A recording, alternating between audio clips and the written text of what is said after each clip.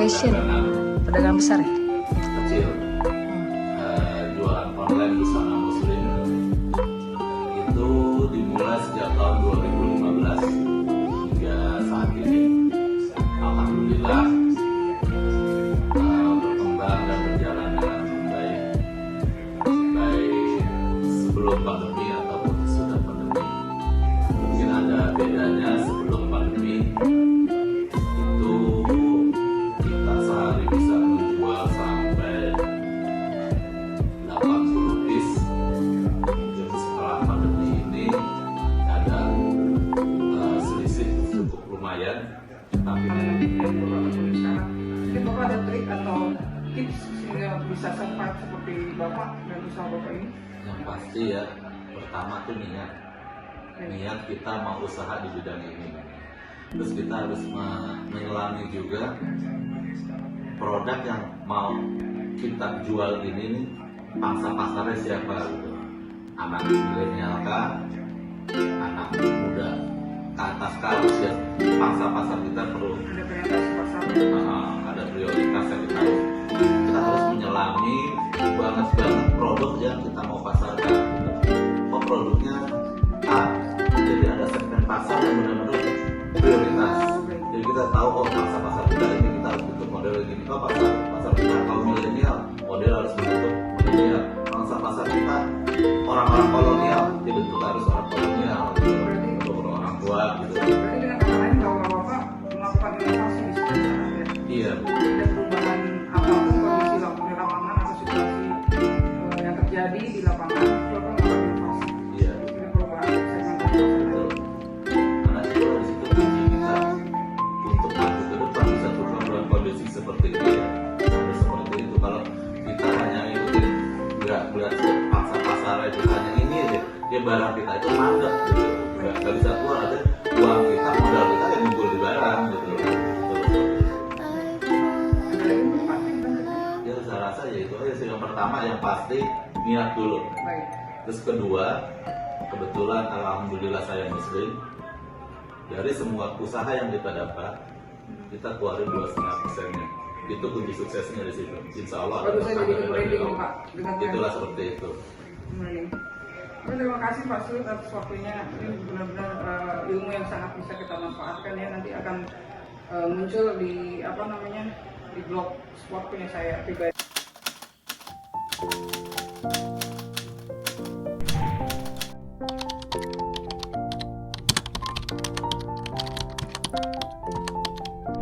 Bertemu lagi dengan saya. Saya sekarang berada di Bekasi. Untuk pertemuan yang kedua ini saya bertemu dengan pengusaha sukses juga di tahun 2021 ini dengan Ibu Lia.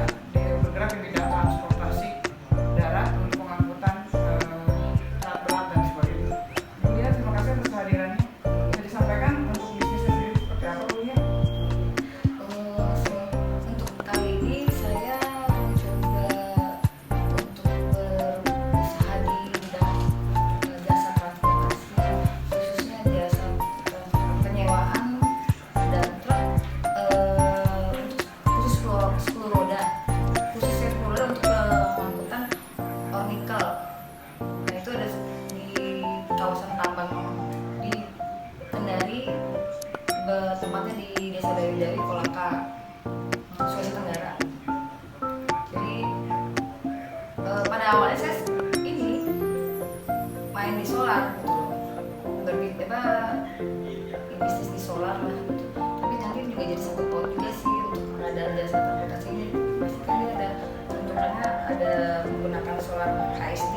vertikal industri yang saya dan kembangkan ini gitu.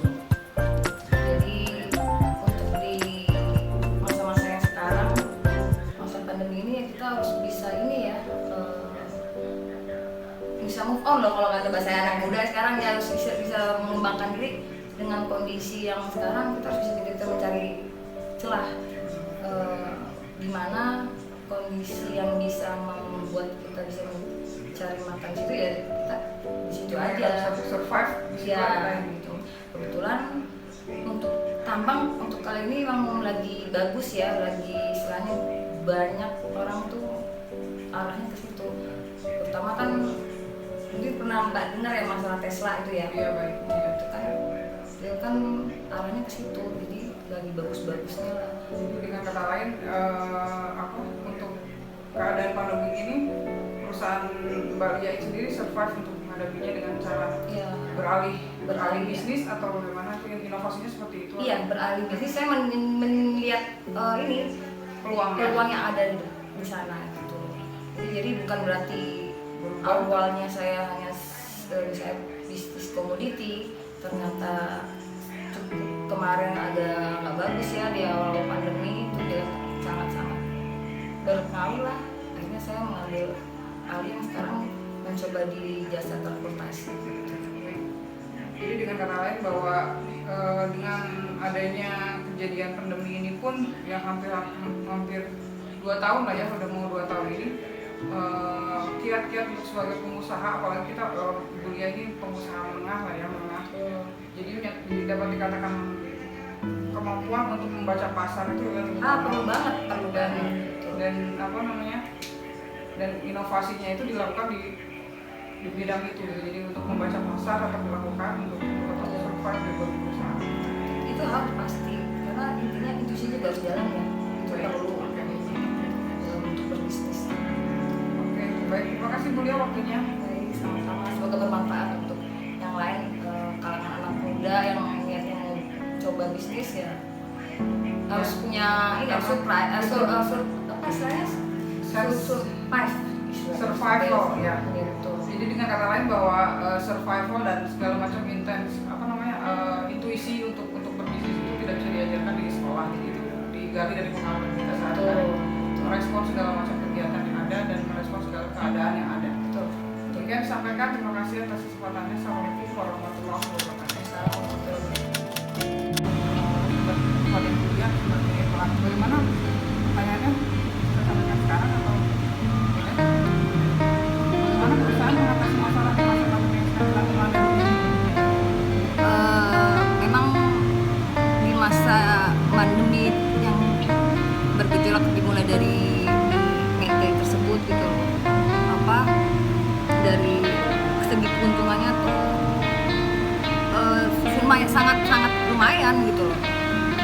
Tapi ketika pandemi tersebut, sejak importir tidak ada pembelian terhadap kita, itu sampai 90%-an lah. Mengalami kerugian sampai seberapa? Betul. Kita tidak ada kegiatan sama sekali. Itu sejak adanya lockdown itu kita sama tidak ada kegiatan sama sekali. Melakukan untuk adanya ini ekspor ini. Tapi itu cuma 3 bulan sih kita mengalami tersebut. 3 bulan setelah itu kita berpikir apa yang kita harus inovasi apa nih yang kita bisa jual nih supaya kita bisa bertahan hidup, dimana di belakang kita kan ada dicek lah. Kebetulan dari importir Jepang itu lebih senang beli lobster yang dari Sulawesi Tenggara punya gitu. Dia dari segi diameternya pasarnya untuk per kilo aja kemarin sempat dengan dolar 2000 sebelum terjadinya ini ya, kasus benur itu per kilo itu bisa 1.800.000. Nah, dan itu sangat potensinya itu sangat bagus ketika importir dari Jepang pembelinya dan Cina, apalagi ketika Desember itu kan istilahnya mereka ada Imlek ya. Itu mereka kan lebih untuk seafood itu untuk dari segi jenis seafood, rajungan, lobster masuk lobster itu kita ekspor ke Cina sangat bagus sih, yang kita dapat ini. Dengan kata lain bahwa untuk tetap bertahan atau Kita tetap berlanjut, kita harus melakukan inovasi. ya mencari peluang yang Peluang itu ya. tuh. Jadi sekarang dari PD-nya sendiri stop dulu gimana? Untuk PD sendiri kami stop dulu, jadi mencari kebetulan untuk lobster ini karena kami merasa peluangnya lebih besar hasilnya dibanding komoditi kita, ya kami beralih ke lobster. Apakah ada komunitas lain kemudian? Oh iya, saya untuk sementara ini jalanin solar juga. Solar yang kami jalankan ini jenis solarnya dengan HSD, Pertamina punya, dan itu resmi gitu.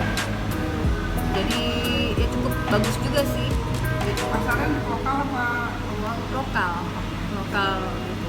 Udah, Supply perusahaan di lokal ya? betul. Kita Jabodetabek. Oh. Pernah juga sih ngirim ke daerah Tegal sampai Surabaya, sampai kita juga pernah ke Sorong, Papua punyanya Freeport, tapi dikarenakan Freeport itu kan perusahaan Amerika, dia itu lebih senang menggunakan Exxon bahan bakarnya sendiri dibanding punya Pertamina ya. Palingan ya kita dikasih jatah cuman ya paling cuma 10%-nya lah, tapi akhirnya saya tidak jadi penjual solar ke sana. Kami lebih seneng ya itu Jabodetabek, jual yang retail aja lah.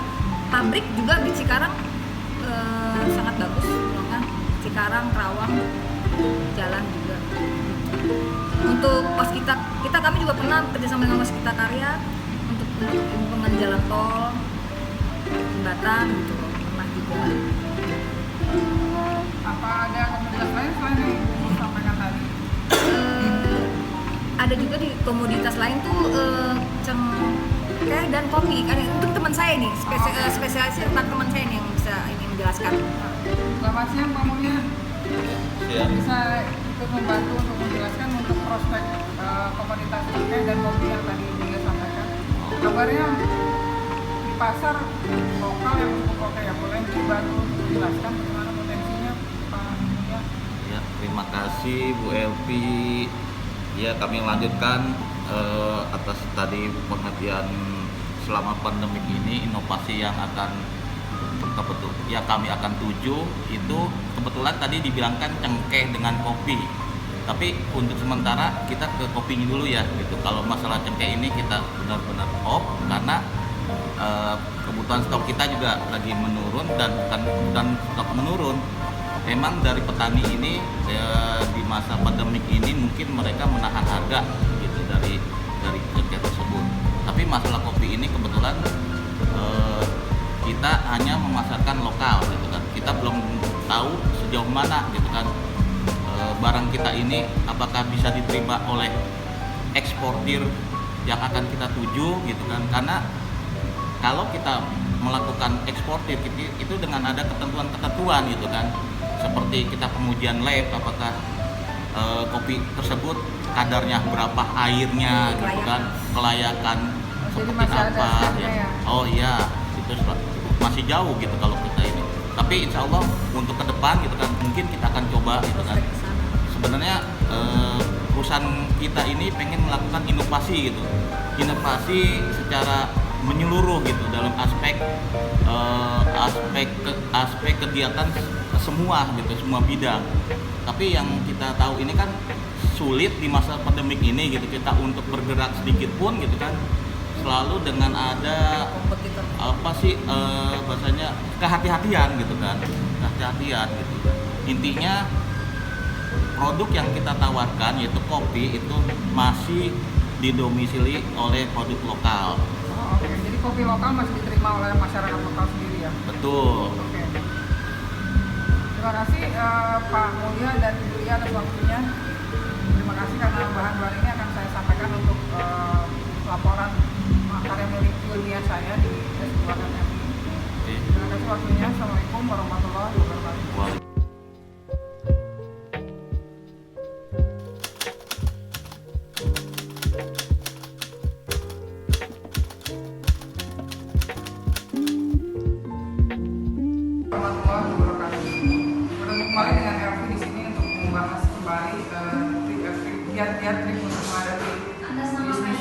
di era pandemi 2021 ini. Saya sekarang sedang bersama dengan salah satu penggiat bisnis dengan Ibu Titin. Bu Titin, terima kasih waktunya ya. Dalam kesempatan ini saya ingin bertanya Bu Titin untuk kiat suksesnya sendiri.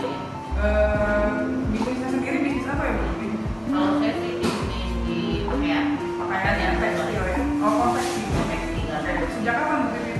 dari tahun 2014 2014 sampai sekarang masih berjalan. tahun Berarti mengalami yang namanya pandemi ya, karena 2019 itu sudah terjadi pandemi COVID ya.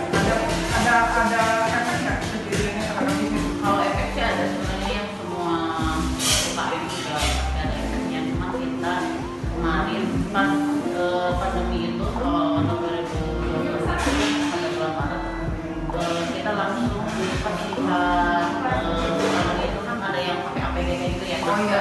Jadi saya langsung lari ke APD tapi maskernya. Berarti dalam artinya Melewati. alih bisniskan ya, Mengalihkan. mengalihkan Bisnis objek bisnisnya ke APD ya.